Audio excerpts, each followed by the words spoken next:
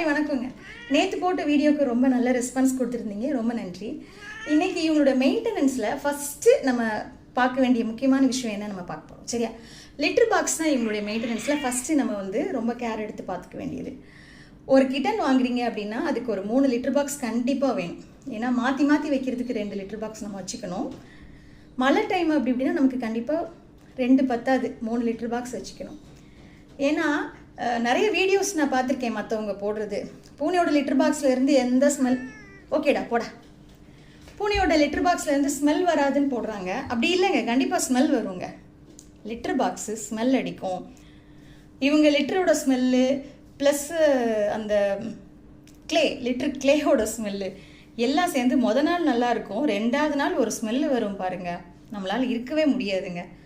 So ரெகுலராக முடிஞ்சால் 3 தடவை இல்லைன்னா ஒரு 2 தடவை அந்த லிட்டர் பாக்ஸை கிளியர் பண்ணிவிடுங்க.